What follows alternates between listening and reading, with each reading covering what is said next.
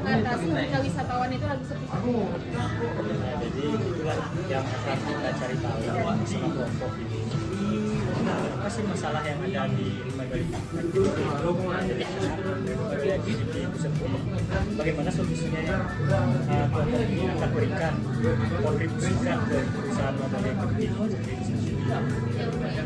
Nah, terus itu atasnya ada masalah, kayak ada nggak sih masalah yang dialami selama kakak itu menjalani perusahaan ini selama kurang lebih sekitar 3 tahun ya? Boleh nggak dijelaskan itu kayak apa? Terus solusinya itu gimana? Masalah ya, jadi kalau masalah ya sebenarnya sudah banyak sekali ya. Apalagi perusahaan itu kan merintis dari perorangan, jadi jelas masalahnya itu pertama adalah orang yang kurang karena kita bekerja sendiri. Kedua itu ada pesaing yang sudah besar, sudah memiliki nama. Terus kemudian banyaknya juga ada yang online seperti Gojek dan Grab seperti itu. Terus apa aja sih tantangan terbesar yang ada selama ini kakak hadapin di perusahaan? Kalau tantangan kita yang paling besar yang online itu tadi yang Gojek, Grab, kemudian ada isu-isu yang beredar sekarang itu bakal ada KRL.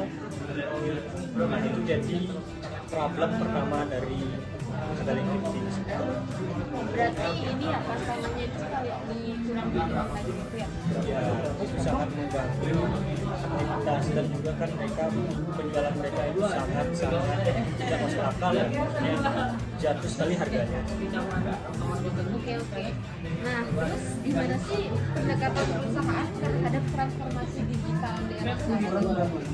Pendekatan dari segi transformasi digital itu kita banyak menggunakan sosial media, kemudian kita menggunakan website juga, kemudian kita menggunakan Google Maps. Tantangan terbesar yang Anda lihat dalam perusahaan pada saat ini. Itu juga akan bicara baru yang belakang menggunakan ads. Jadi kalau data yang ini jangkauan untuk ads-nya itu jadi kecil. Sih harapan KPRO ke depannya untuk pariwisata di Bali. Harapan saya mungkin berharap untuk pariwisata di Bali itu semakin melebar. Nah, seperti sekarang contohnya pariwisata di Bali itu sangat sepi, makanya ada pemerintah yang menyarankan orang-orang Bali tidak selalu mengandalkan pekerjaan pariwisata di Bali. Baik, terima kasih Kak. Bagaimana sih cara Anda untuk mendapatkan klien?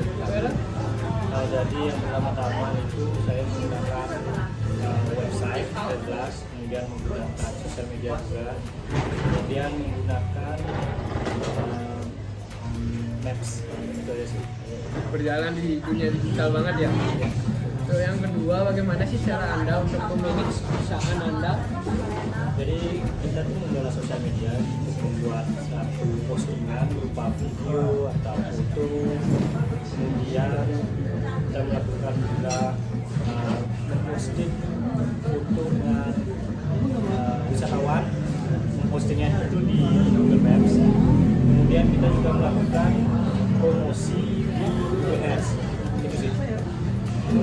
Terus bagaimana sih cara Anda untuk mempromosikan perusahaan Anda di jadi kita bukan dulu target pasarnya itu target pasar dari company Mobile Activity. Yang pertama itu kita tidak mengambil wisatawan lokal, jadi kita mencari wisatawan internasional khusus seperti itu. Jadi kita mengatur di Google Ads-nya itu untuk mencari yang lebih sering ya, yang lebih sering itu kita mencari di Amerika sih. Oh, Amerika, US. Terima kasih Kak Veral dari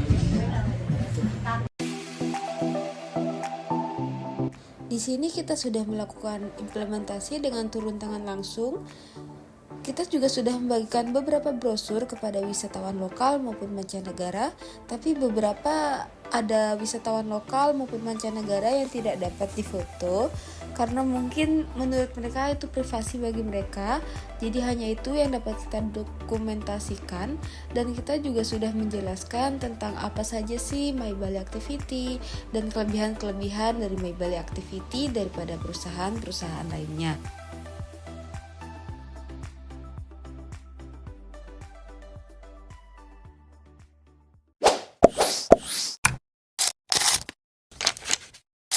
Perkenalkan, nama saya Dimas Putra Rananda Febriansyah. Saya dari kelompok 1 Pancasila dengan NIM 250 2030083. Komentar saya tentang kelompok 1 Pancasila yaitu sudah baik dan kerjasama tim yang kooperatif, pembagian tugas yang adil, dan implementasi yang sesuai dengan yang diberikan oleh Pak Devangga. Proyek-proyeknya sudah baik, dan semoga kedepannya kelompok 1 Pancasila ini lebih baik lagi, lebih sportif, dan kerjasama tim yang baik.